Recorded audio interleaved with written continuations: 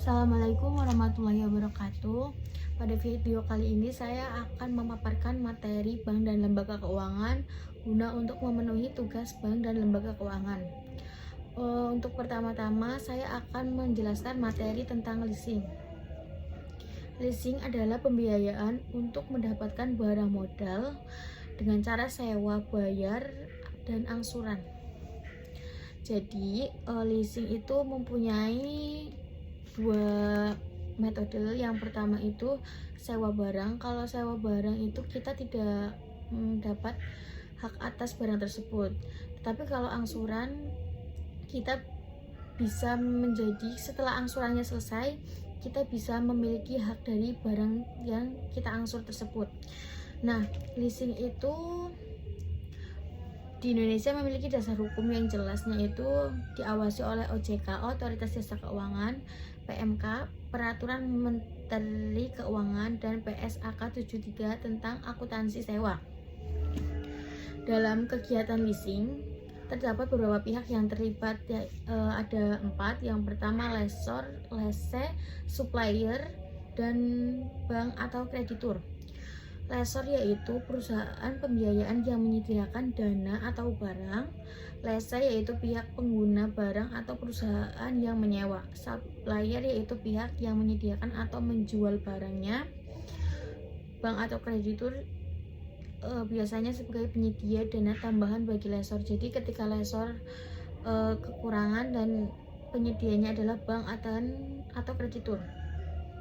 Nah, yang seperti tadi penjelasan pertama saya jelaskan, leasing itu ada 2. Yang pertama finance lease dan operating lease. Kalau yang finance lease itu hak opsi untuk membeli barang di akhir masa sewanya. Kalau yang operating tanpa hak opsi, barang dikembalikan setelah masa sewa selesai. Seperti yang saya jelaskan, ketika barang selesai dan menggunakan metode operating lease, jadi barang tersebut akan dikembalikan kepada si penyewa itu atau lessor. Kalau kita yang finance lease itu kita mempunyai hak atas barang tersebut. Jadi ketika barang tersebut sudah lunas atau pembiayaannya sudah lunas, kita bisa menjadi hak milik kita.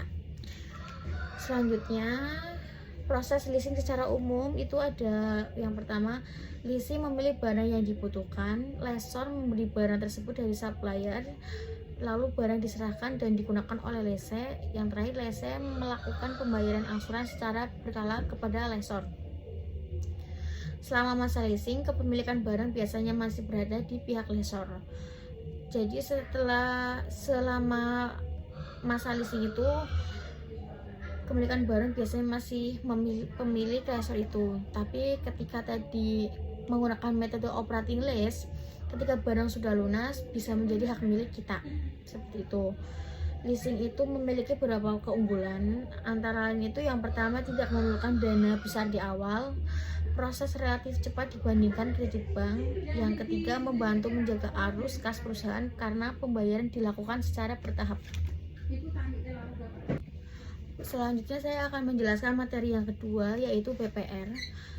BPR itu Bank Perekonomian Rakyat, lembaga keuangan bank yang kegiatannya dilakukan secara konvensional atau syariah, tetapi tidak melayani jasa lalu lintas pembayaran seperti giro atau transfer antar bank. Tujuan BPR melayani masyarakat kecil UMKM yang membutuhkan, terutama yang berada di daerah atau pedesaan. Dana yang disimpan di BPR juga dijamin oleh LPS, jadi tetap aman. Lalu bentuk-bentuk usaha BPR itu ada perseorangan terbatas, PT, perusahaan daerah, PD, lalu koperasi. Selalu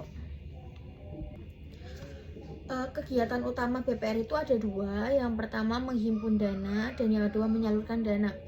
Yang menghimpun dana itu seperti tabungan dan deposito berjangka. Jadi BPR itu menghimpun dana tabungan itu dari UMKM atau yang menabung di BPR tersebut.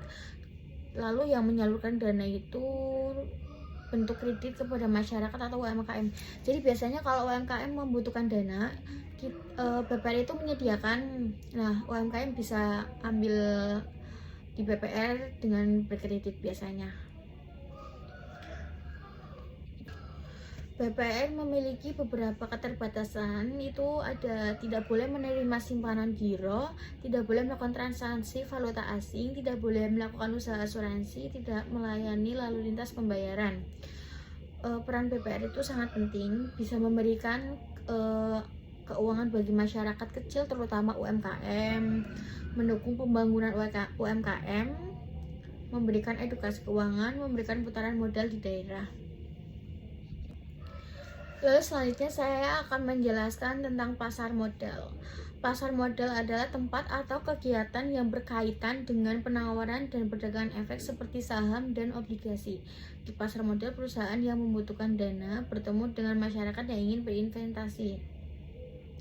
Nah, instrumen pasar modal itu ada yang diperdagangkan di Indonesia, ada beberapa ya, tidak di Indonesia saja, bisa di luar Indonesia juga. Yang pertama ada saham, obligasi, reksadana, dan derivatif.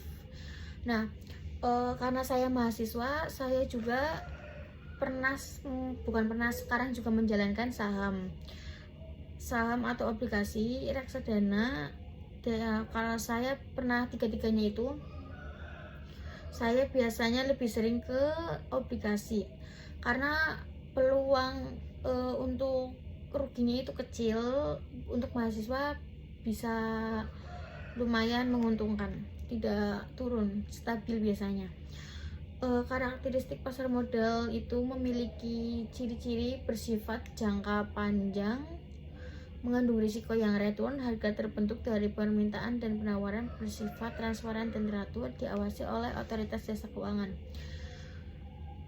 Lalu pasar modal itu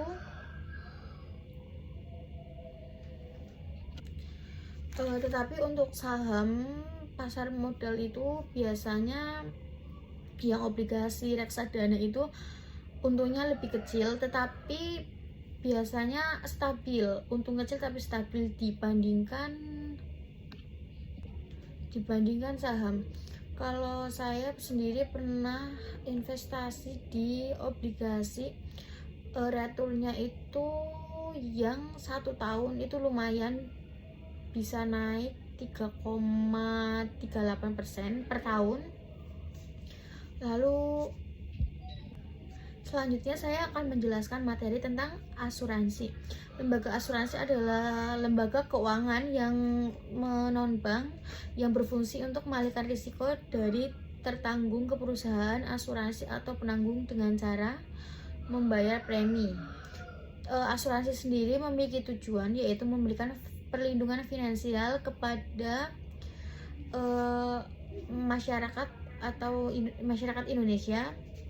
Misalnya terjadi risiko seperti kecelakaan, kerugian, atau peristiwa-peristiwa yang tidak terduga. Lalu ada unsur-unsur asuransi. Yang pertama itu penanggung, yaitu perusahaan asuransi sendiri. Tertanggung yaitu pihak yang diasuransikan. Premi yaitu sejumlah uang yang dibayarkan. Risiko yang kemungkinan terjadinya kerugian. Polis yaitu perjanjian asuransi, dan yang tadi klaim yaitu pergantian ganti rugi. Jenis-jenis asuransi sendiri ada 4. Yang pertama asuransi jiwa, yang kedua asuransi umum, yang ketiga asuransi syariah, dan yang terakhir reasuransi. Mekanisme kerja akuntansi asuransi sendiri itu ada permohonan asuransi itu, lalu penilaian risiko untuk underwriting, yang ketiga penerbitan polis, yang keempat pembayaran premi, yang kelima jika terjadi risiko diajukan klaim, dan yang keenam perusahaan membayar klaim. Manfaat asuransi sendiri itu memberikan perlindungan finansial. Yang pertama, yang seperti saya tadi jelaskan di pertama, perlindungan finansial seperti misalnya kita tidak terjadi yang ketidakmungkinan terjadi yang tidak diinginkan seperti kecelakaan. Ketika kita sudah mendaftar asuransi tersebut, dari pihak asuransi bisa mengcover biayanya. Seperti contohnya yang saya tahu itu ada Jasara Harja ketika kecelakaan ya. Lalu untuk materi asuransi saya cukup di situ. Selanjutnya saya akan menjelaskan tentang pengertian dan dasar hukum OJK. OJK itu adalah lembaga negara yang bersifat independen atau tidak tidak bekerja sama, tidak ada ya, tidak memihak ke manapun, bersifatnya independen.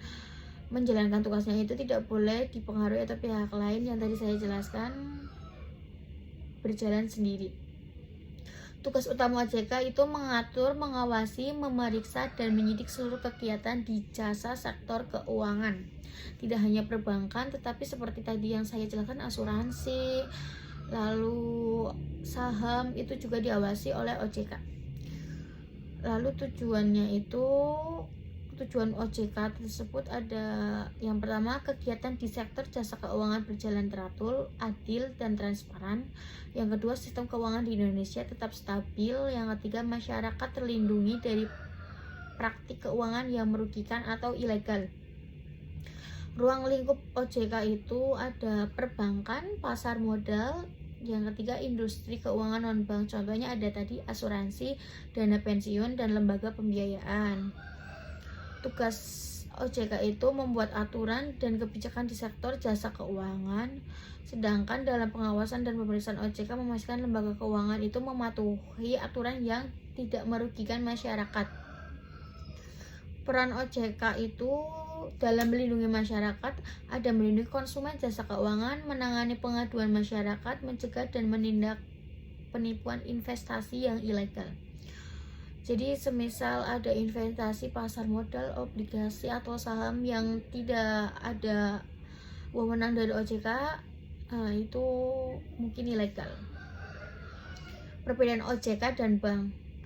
OJK itu berfokus kepada pengawasan lembaga keuangan, sedangkan bank Indonesia fokus pada kebijakan moneter dan stabilitas rupiah di Indonesia.